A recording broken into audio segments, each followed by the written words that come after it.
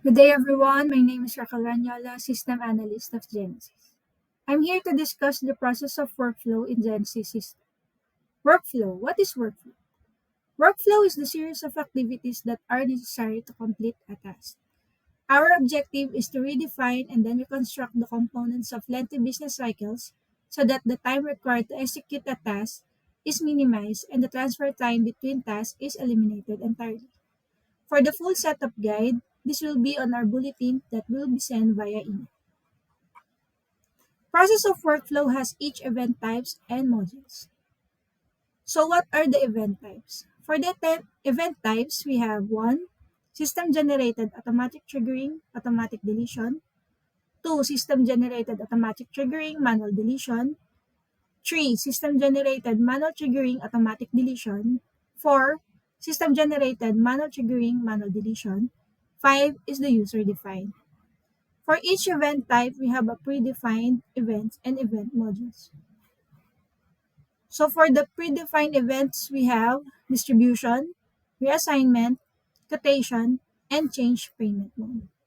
And for the predefined event modules, we have change payment mode, facultative placement, quotation to par, quotation to package, par assignment policy, par assignment endorsement, final distribution par posting, final distribution endorsement, final distribution bond policy, final distribution bond endorsement, final distribution package policy, and last is the final distribution package endorsement. So let me show you an example transaction for each event type. First, we will start on how to add user on each event module. From underwriting module, go to maintenance, general, workflow event, then select a user event. From user event maintenance, select an event module that you will be giving access to. Then select event module, then click execute query.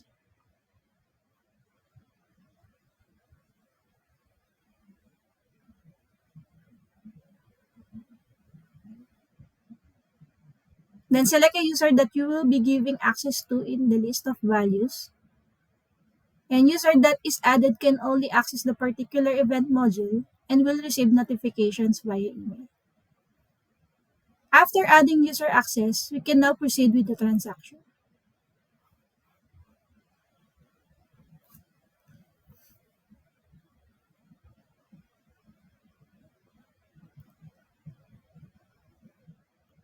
For this event, we have a facultative placement. Facultative placement is an example of event type 1. System generated automatic triggering, automatic deletion, meaning the transaction will be automatically created after user process a distribution with facultative and posting distribution to RI.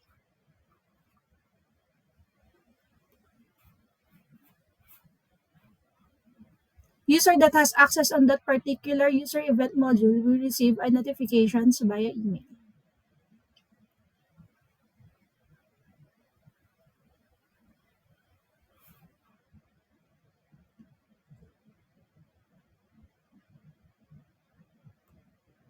Then for the facultative placement recipient, since the recipient has access on user event module, facultative placement, the recipient will receive a notifications via email.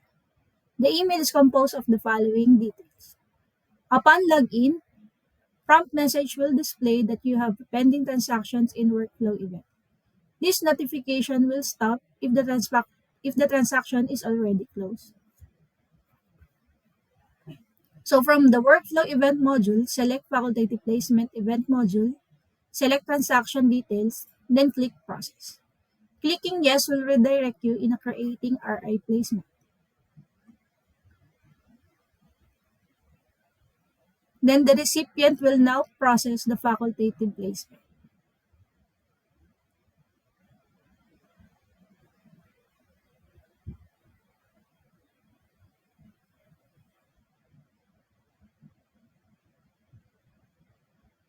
Then after posting the binder, this will create also another transaction for final distribution event module. Click exit and you will return to workflow event transaction.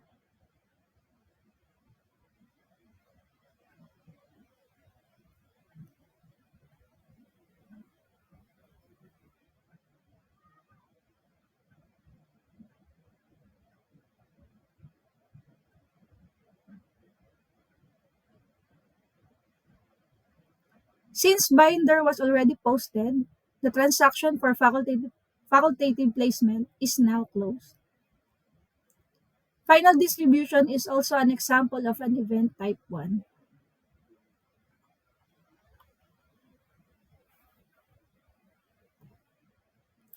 For the final distribution recipient, the recipient will receive a notification via email, and the email is composed of the following details. User created the transaction, date created, type of event, due date, and particular. Upon user login, prompt message will be displayed that you have a pending transaction in workflow. From the workflow event, select event module, final distribution, par posting, select transaction, then click process. This will redirect you to par basic information. Since final distribution is an example of event type 1, posting par will automatically close the final distribution transaction.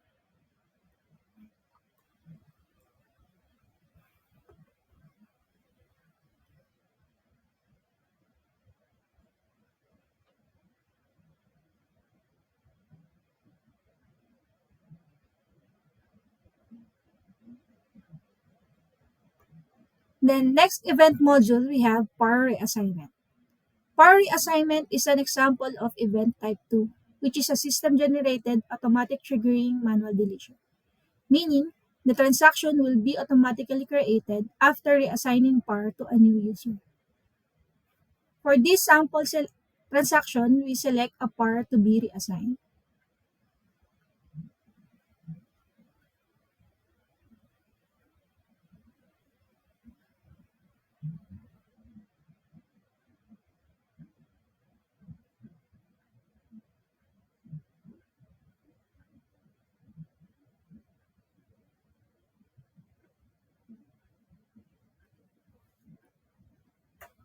New user assigned for this par will receive a notification via email.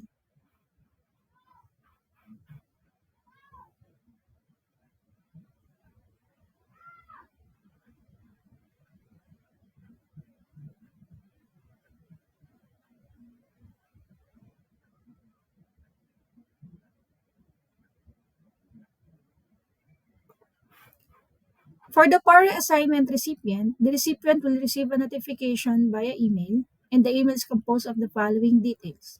User created the transaction, date created, type of event, due date, particulars, and upon user login, prompt message will be displayed that you have a pending transaction in workflow. Then from the workflow event, select par assignment policy event module.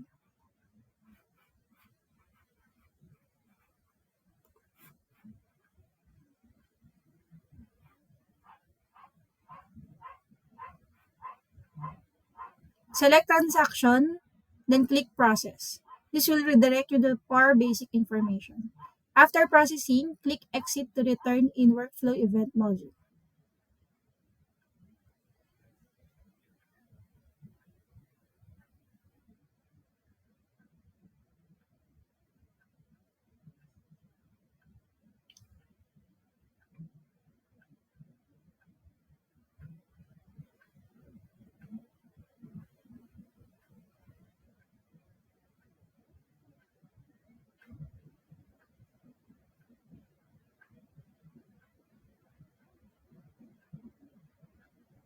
Since this is an event type 3, the recipient should manually close the transaction.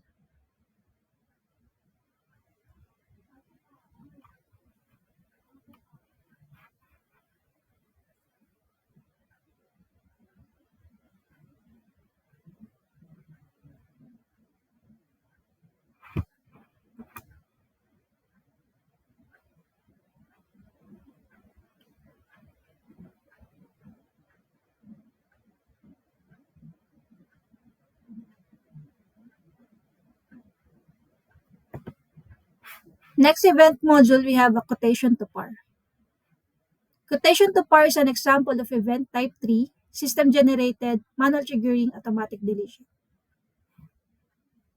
This means that the user should create a transaction in workflow event. So we will start by creating a quotation first.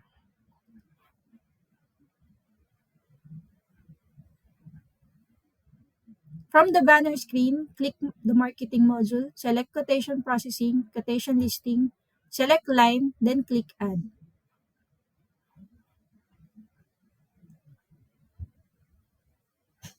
Fill up the required fields by adding assured, subline, inception date, and expiry date. After saving, go to quotation information. From quotation information, add item and peril. Then save.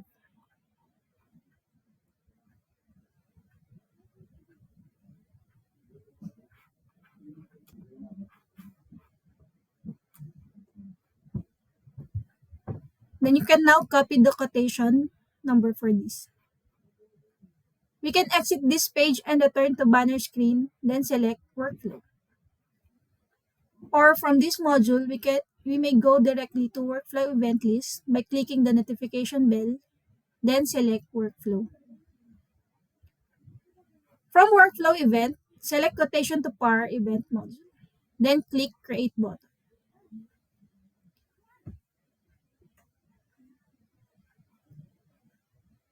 Add recipient by selecting user in the list of values.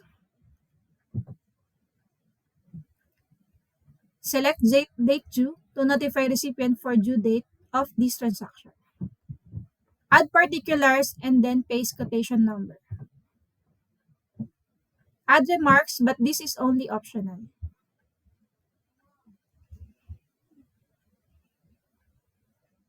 Click OK and this will create a transaction for quotation to par event module.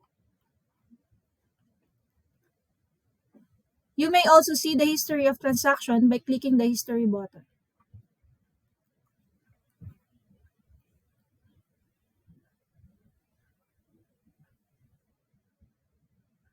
New and closed transaction are separated using radio button.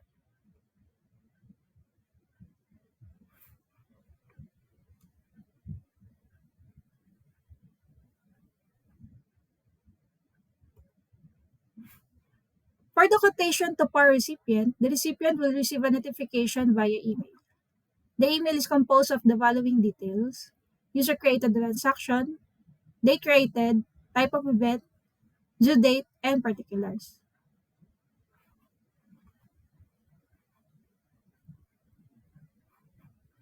Upon user login, prompt message will display that you have a pending transaction in workflow. Click yes and you will be redirected to the workflow event.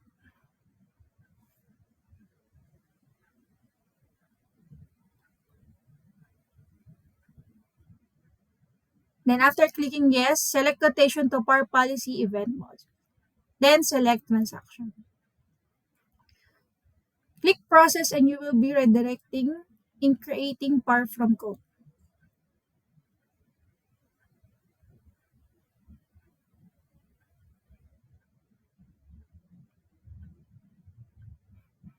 Then click yes to proceed.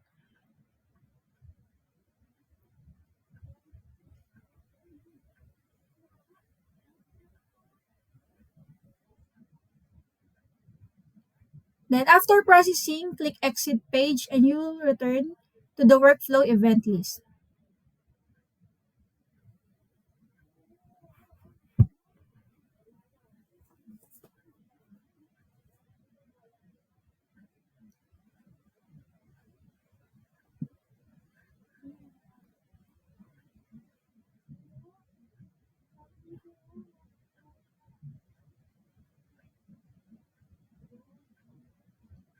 Then you can now see that the transaction was already closed.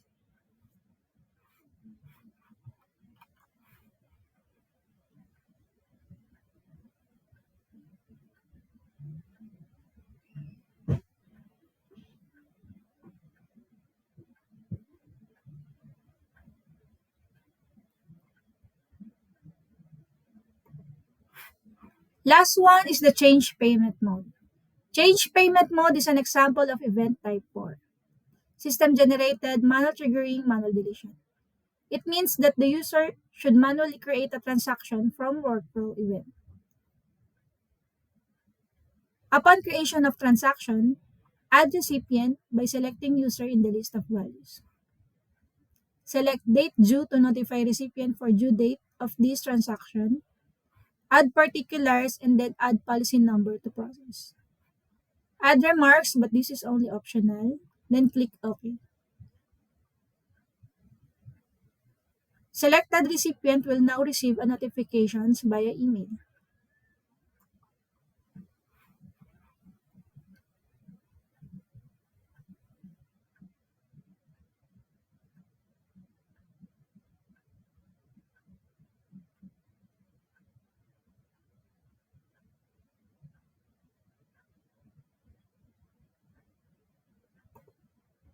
Then for the change payment mode recipient, the recipient will receive a notification via email.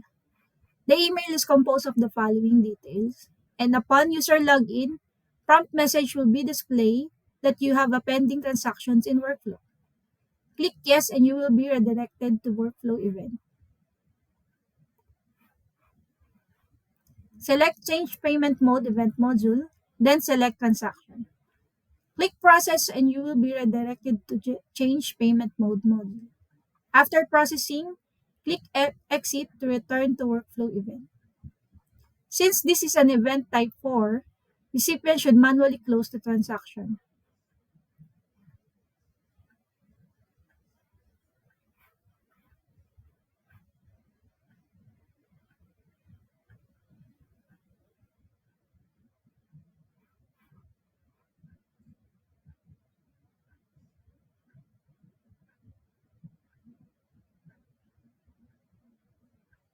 So that's the ends of our workflow transaction samples. We may now proceed with the Q&A portion. Thank you.